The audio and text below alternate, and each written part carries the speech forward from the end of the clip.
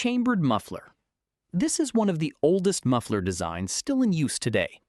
It works by routing exhaust gases through a series of internal chambers separated by perforated tubes.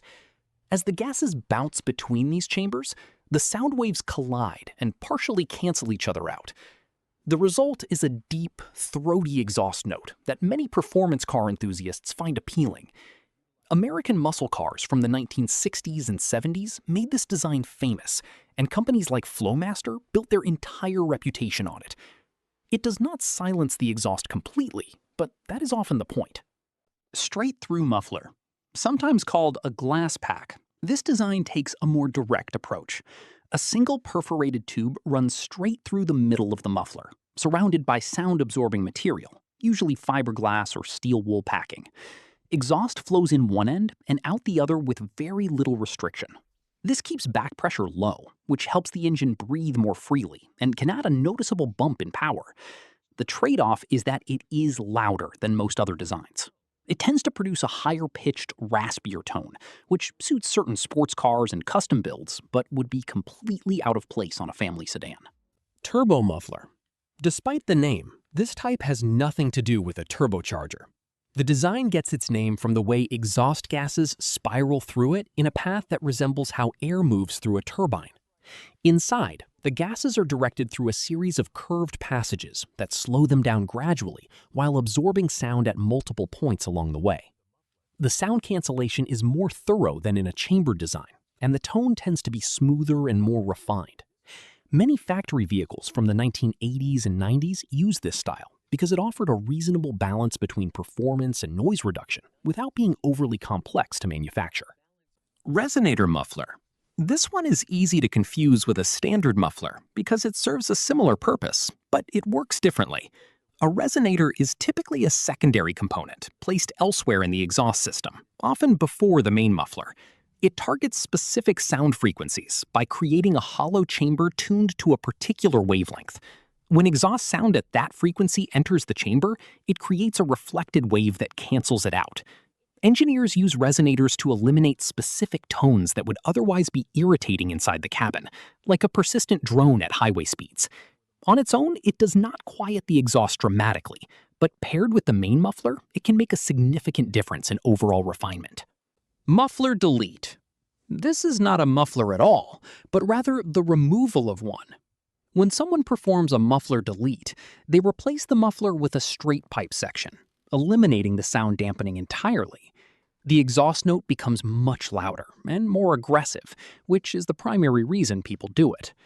On track-focused cars or dedicated show vehicles, it is a common modification. However, in most places, driving on public roads without a muffler is illegal, and the increase in noise can become genuinely unpleasant on longer drives. It also does little for performance on its own, since modern mufflers are already designed to minimize restriction. Variable muffler. This is a more modern development, found increasingly on high-end sports cars and luxury vehicles. Inside the muffler, there is an electronically controlled valve that can open or close depending on driving conditions. When the valve is closed, exhaust gases are routed through baffles and sound-absorbing material, keeping things quiet. When it opens, the gases take a more direct path, and the exhaust note becomes noticeably louder and more aggressive.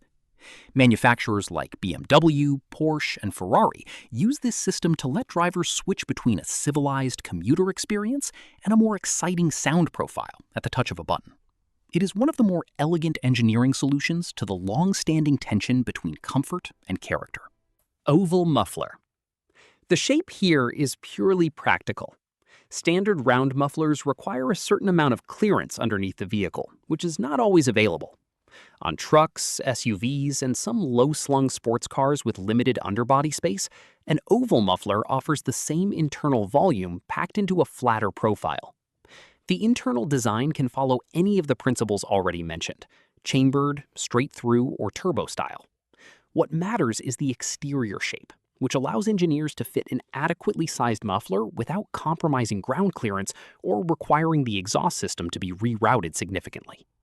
It is a solution that rarely gets noticed precisely because it works so well. Baffle muffler. This design relies on a series of internal plates, called baffles, positioned at intervals inside the muffler housing.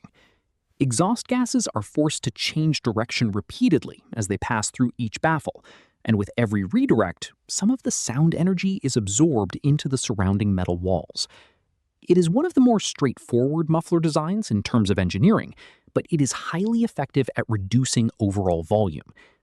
Because the gases have to work their way through multiple direction changes, there is slightly more back pressure compared to a straight-through design. This makes it a popular choice for everyday passenger vehicles, where cabin quietness matters more than maximum engine output. Many budget-friendly factory mufflers follow this basic principle.